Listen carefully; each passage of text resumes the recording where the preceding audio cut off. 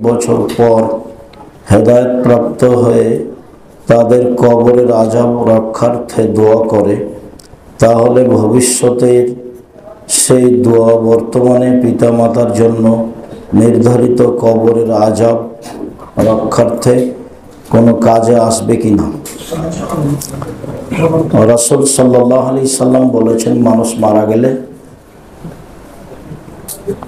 তার সব আমল বন্ধ হয়ে যায়, তবে তিনটি। তার একটি হলো ওয়ালাদুন সালেহ ইয়াদুলাহু, ভালো সন্তান তার জন্য দোয়া করে।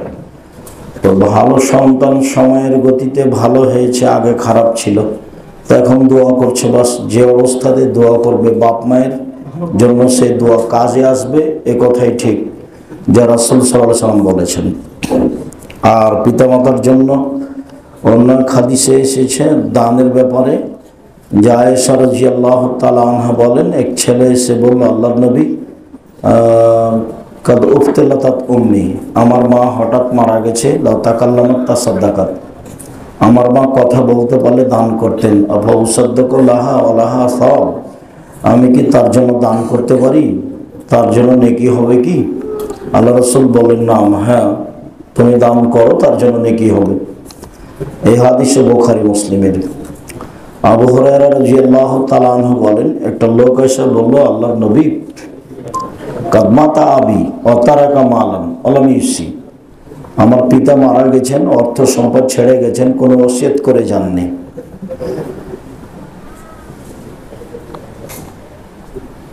আমি যদি তার পক্ষ থেকে দান করে লিকফর আনহুসায়াতহু, তার পাপ কি আল্লাহ মিটিয়ে দিবেন? কারণ না, আল্লাহ রাসূল বলেন হ্যাঁ। সেটাও মুসলিম হাদিস। পিতা মারা গেলে ছেলে যদি তার বাপের নামে দান করে, তাহলে তার পাপ মিটে যাবে। ছোট বড় পাপ আল্লাহ রাসূল কিছু বলেননি। তাহলে মরা মানুষের জন্য ছেলে মেয়ের পক্ষ থেকে আরো জাতির সবার পক্ষ থেকে দুটা পথ আছে।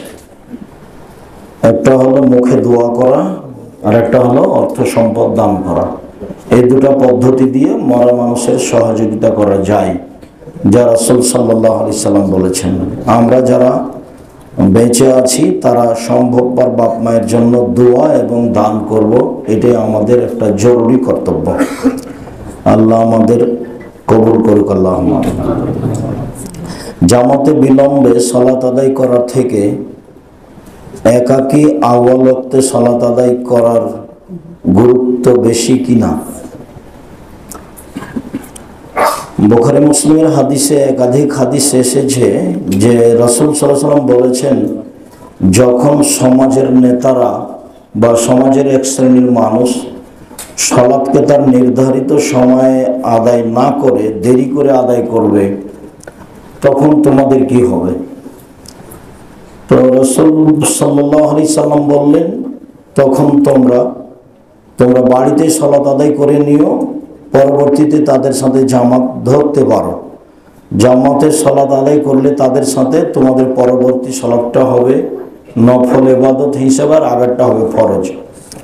অত্র হাদিসে রাসূল সাল্লাল্লাহু আলাইহি সাল্লাম যেটা বলেছেন, নির্ধারিত সময় বলতে আওয়ালক যেটাকে বোঝায়, আর দেরি করা বলতে সূর্য ডোবার আগে যে আজান হয়, ওই যে সূর্য ওঠার আগে যে সালাত হয়, এগুলো হলো দেরি করা। তো যদি এরকম দেরি হয় মসজিদে সালাত, তাহলে আপনি বাড়িতে পড়ে নেবেন, এটাই ঠিক। পরবর্তীতে আপনি জামাতে যাবেন না যাবেন সেটা আপনার ব্যক্তিগত ব্যাপার, কেননা সেটা ফরজ নয়। যেতে পারেন, নাও যেতে পারেন। মানুষ বিলম্বে সালাত আদায় করলে, বিলম্ব বলতে একেবারে বিলম্বে সালাত আদায় করলে আপনি বাড়িতে পড়ে নেবেন, এটাই রাসূল সাল্লাল্লাহু আলাইহি সাল্লামের পক্ষ থেকে অনুমতি রয়েছে।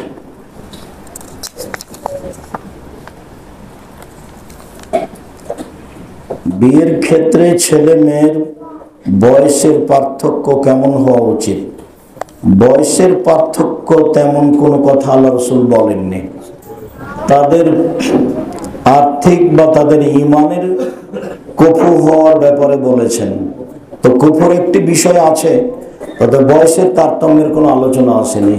উভয়ের সম্মতিতে, যার যেটাই বয়স হোক, উভয়ের সম্মতি থাকলে, পিতামাতা রাজি থাকলে বিবাহ দিতে পারবে। প্রতিবার রফুল ইয়াদাইন করলে 10 নেকির হাদিসটি সহি? হাদিস 10 নেকির হাদিস এখানে তো প্রয়োজন নেই। একাধিক হাদিস আছে রফা ইয়াদাইন করতে হবে। 400 জন সাহাবী থেকে আছে প্রমাণ রফা ইয়াদাইন করতে হবে। রফা ইয়াদাইন করতে হবে একাধিক হাদিস। সালাতে একটি গুরুত্বপূর্ণ অংশ হচ্ছে রফা ইয়াদাইন করা। রাসূল সাল্লাল্লাহু আলাইহি সাল্লাম রফা ইয়াদাইন নিজে করেছেন, করার জন্য বলেছেন। অতএব সালাতে রফা ইয়াদাইন করবেন, এটাই জরুরি। দাসী প্রথা এখনো বিদ্যমান আছে কিনা, যদি থাকে তাহলে তার নিয়মটা কি? দাসী প্রথা আজও বিদ্যমান আছে, তবে দাসী বাজারে নেই, দাসী বাজারে নেই।